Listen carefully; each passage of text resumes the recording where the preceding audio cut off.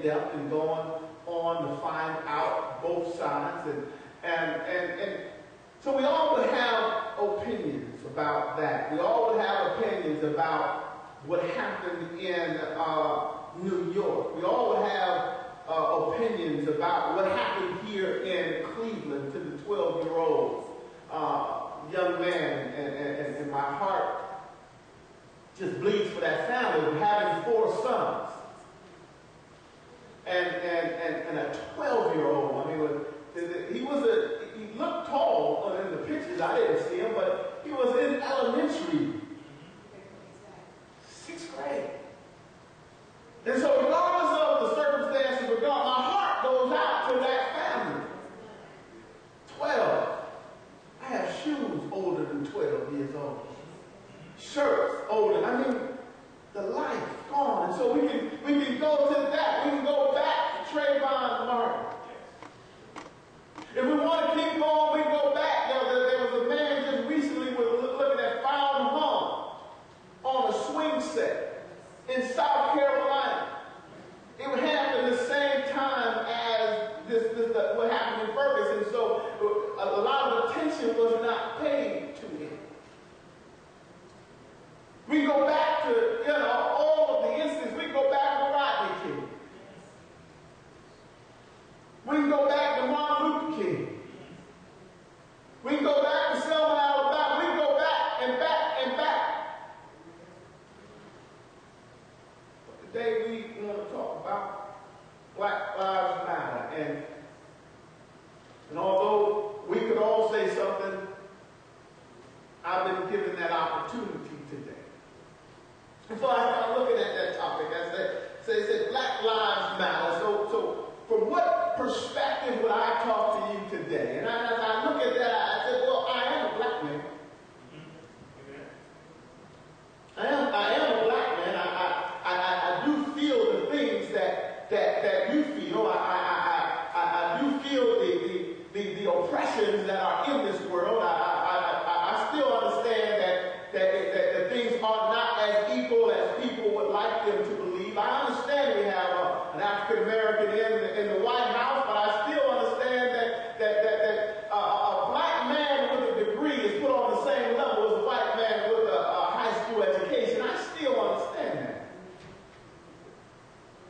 2014. I have myself been a victim of police brutality. Do I even want to talk to you from that standpoint and talk about that? Yes, I was a college student, and I came back from Kent State, and just so happened a friend of mine, his name was Anthony Hood. We didn't know what was going on. We pulled in his driveway, and for some reason, the police were out. And we get out of the car, and they say, "Get in your house." Well, being an educated black man, saying, "I know my rights, and you can't tell me what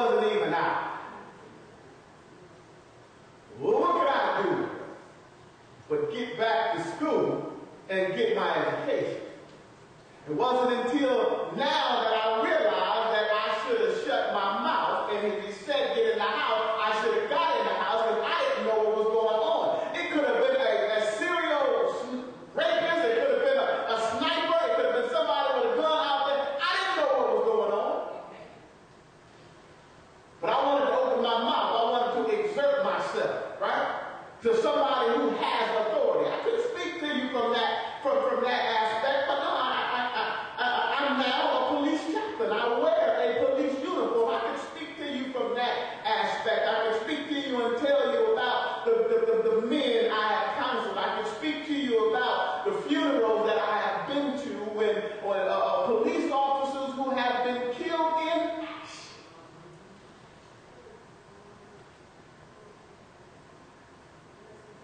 One of our officers pulled up on the scene about a few years ago, and before he could even get out of his car, a black man shot him in his face.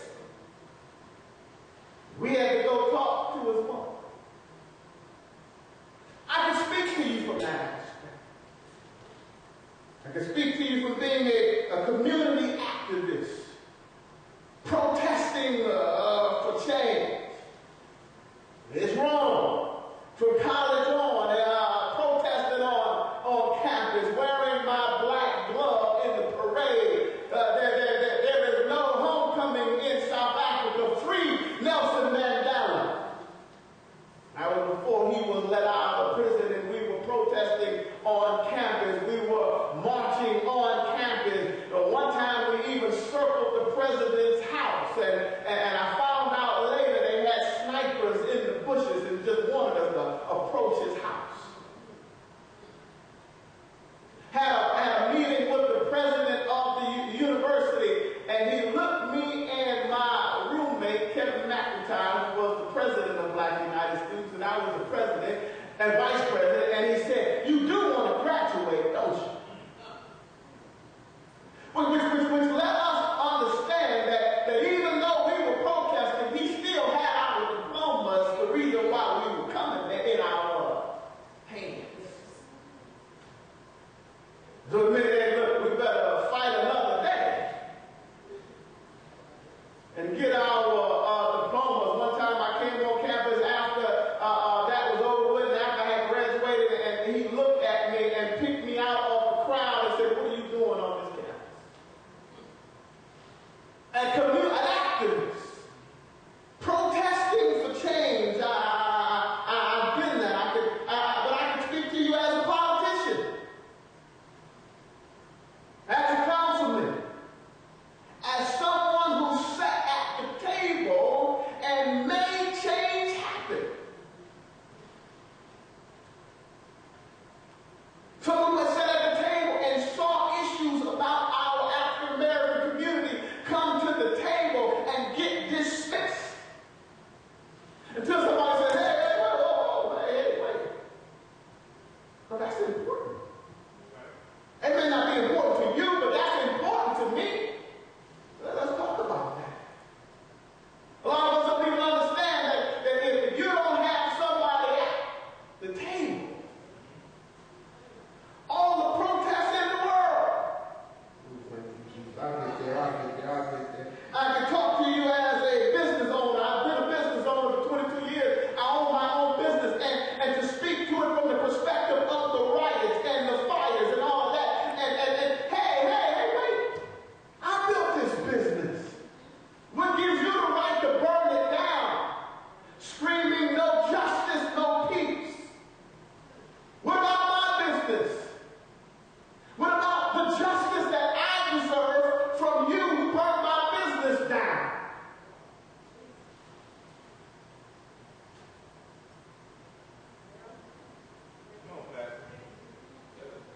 But from all of those different perspectives that I could talk to you from,